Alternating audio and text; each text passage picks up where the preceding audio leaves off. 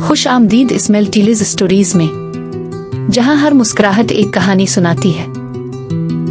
Finding نیمو 3 ابیسل trench. کیا ہوگا اگر سمندر جسے اب جانتے ہیں صرف شروعات ہو؟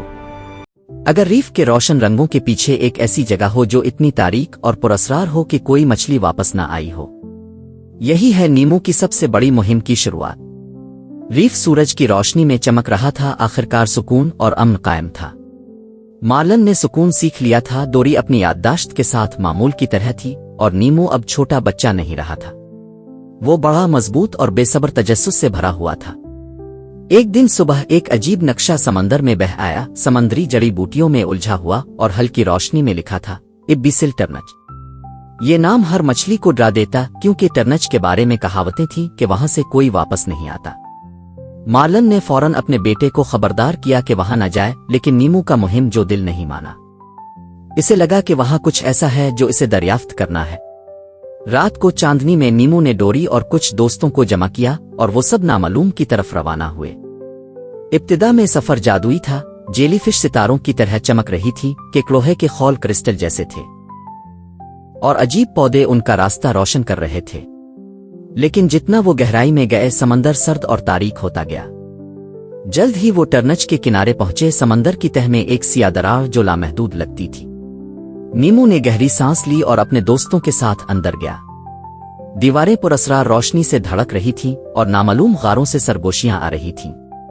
ڈوری نے ماحول کو ہلکا کرنے کی کوشش کی، لیکن ان کی ہنسی جلد ہی ختم ہو گئی کیونکہ زمین لرزنے لگی۔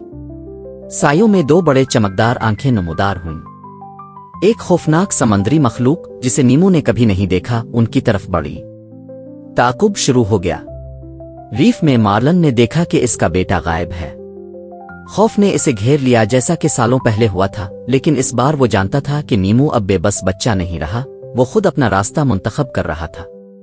پھر بھی مارلن کی محبت اسے آگے بڑھنے پر مجبور کرتی رہی۔ کانپتے ہوئے پیر کے ساتھ وہ گہرائی میں تیرتا گیا، ڈوری کے سکھائے الفاظ دہرایا، بس تیرتے رہو۔ ٹرنچ کے اندر نیمو اور اس کے دوست ایک غار میں پھنس گئے، مخلوق ان کے راستے میں کھڑی تھی۔ اس کی چمکدار آنکھیں اندھیرے میں روشنی ڈال رہی تھیں، اور پانی اس کے دہاڑنے سے ہل رہا تھا۔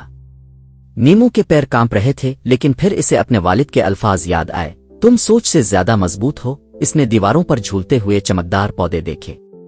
بہادری کے ساتھ وہ ان روشنیوں میں دوڑا، ان کے درمیان پھرتا رہا، اور مخلوق اندھی ہو گئی۔ جب یہ پیچھے ہٹی، نیمو اور اس کے دوست بھاگ نکلے۔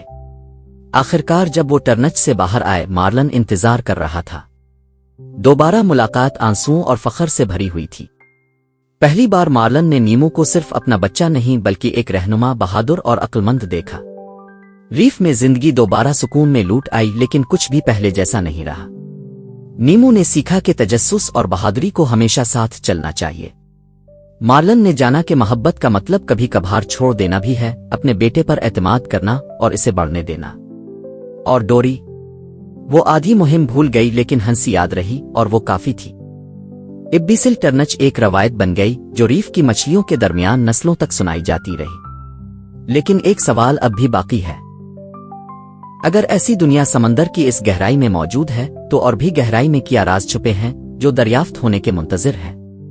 مزید جادوئی مہمات، حیرت، بہادری اور دل سے بھری کہانیاں دیکھنے کے لیے اسمائل اینڈ ٹیلیز اسٹوریز کو سبسکرائب کرنا نہ بھولیں۔